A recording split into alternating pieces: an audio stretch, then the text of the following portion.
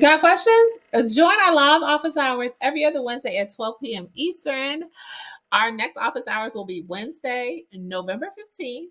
If you just want to have a question answered, feel free to drop it here in the comments below. We'll add it to our list of questions that I'll be answering. And this is just a quick recap of our live office hours and some questions we've had from the group. And I'm just giving my quick take on it.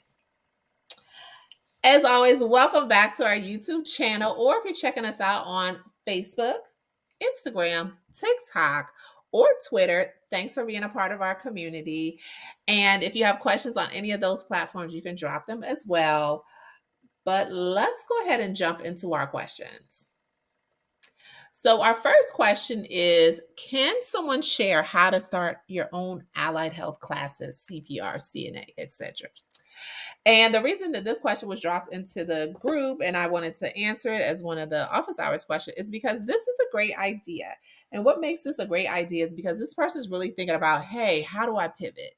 So one of the things happening in our industry is there's definitely a level of how do I put it? Uncertainty. So there's a lot more players in the industry. There's a lot more things happening, a lot of changes and shifts and waves around getting access to like that ideal employee or ideal client. So I think it's created quite a bit of uncertainty for a lot of nurses, and I get it. And many of you guys, and kudos to you guys, have branched out there or jumped out there and decided to add more complementary businesses to your agency. And it looks like allied health classes, CPR classes, CNA classes, or businesses or schools, along with scrub businesses, med spas, and all sorts of businesses to kind of complement what you're doing and in some ways maybe also supplement. So one of the things that I did want to mention in answering the question is that there's a plethora of information out there, guys, either on YouTube. We've talked about it and we're going to drop the video here below, a little bit about the process. I want to say I did that last video in 2019, so we'll probably update it here pretty soon. But the process really looks different state by state. So that's why I wanted to give my take on some of this, on this type of question, because it's not like a one size fits all types of answers, because every state has different requirements, especially when you're talking about a CNA school or an allied health school. So what may be applicable to me where I'm located might look different in the next state. It could look different from the regulatory bodies that you have to go through, through the process of, do you have to have a commercial building? Could you do it virtually? Can you do both? Do you have to work with the board of nursing or the Department of Health? All of those things have factors in creating those two businesses. Of the three listed, the one that's probably consistent through and through would be your CPR, especially if you're doing it through your American Heart Association. And some steps to really consider in that process is, to really either work alongside businesses doing it or get your feet wet a little bit into it before you jump out there and actually start your business. Some ways people have done that is work for business owners who have allied schools or offer allied classes as instructors, or CPR instructors, or CNA class instructors. And that gives you a good idea as to whether or not this particular business will be a good fit for what you're doing in your organization already. It'll save you on investing the time, it'll save you on investing the money, and whether or not it's something that you want to take to the next level, or it could be something that you just decide to partner with other businesses that are already doing that. So I thankfully have had the opportunity to do all of these things. So I've worked for an allied health school as well as a CPR. I've been a CPR instructor. I've taught classes, and I've also been a CNA instructor. And a couple of things that I would encourage people to consider is these businesses work very, very similar to staffing, in that you have to find, instead of clients and instead of employees, you have to find students. You have to find student members. You have to establish partnerships with some different programs to provide, these types of services. You have to also, kind of rely on third parties' interest in these things and creating a package. that is beneficial to both parties. So if you go into this business or any of the other businesses that's listed here, a big part of it is you want to make money, right?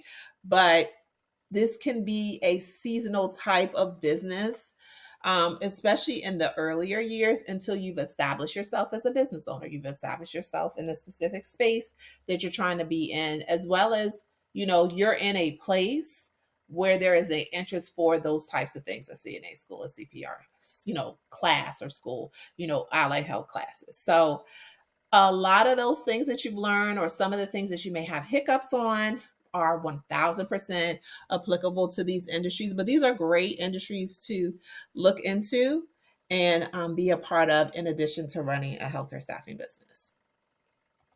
As always, if you haven't, feel free, follow us, subscribe to our channel.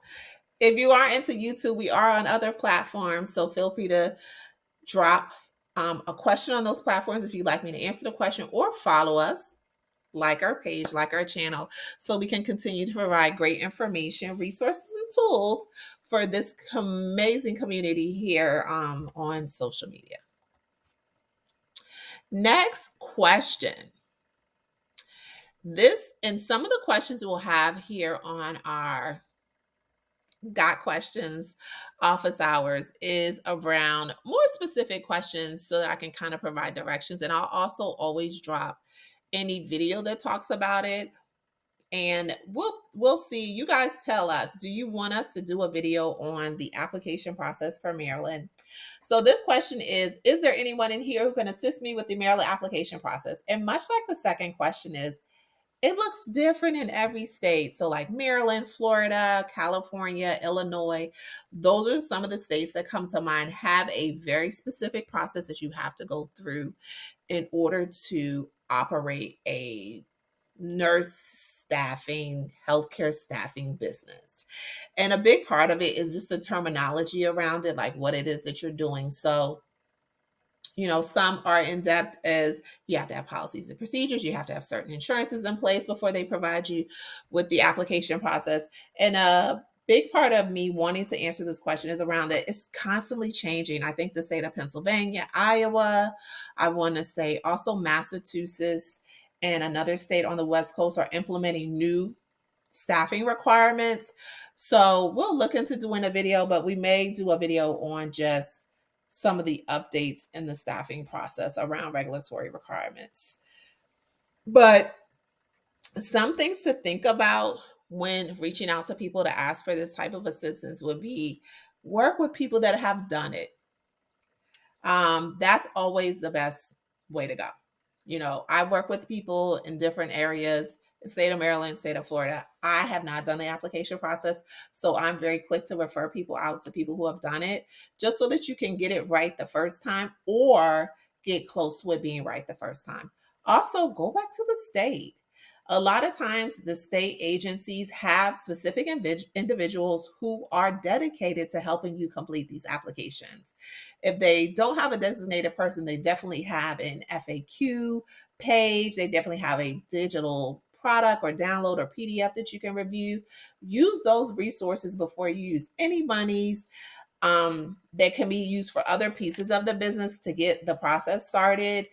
There's a lot of content in our group on some of these things. We don't get that in depth, but we'll begin to kind of walk you through, guys, through some of the elements of it.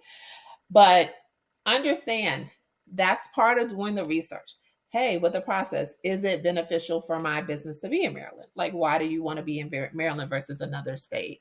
Think about the time, money, and investments that you may have to make to not only staff in Maryland, but also consider, hey, is having this particular staffing license beneficial in other areas? So really give it a good picture. Don't be short-sighted and you're thinking of, oh, well, I need someone to do it for me. Many times you don't.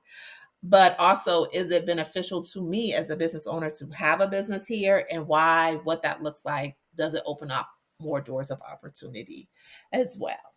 So as always, Continue to be a part of our community and support us. Definitely feel free to drop your questions. Thanks for everyone and all my new members here in November.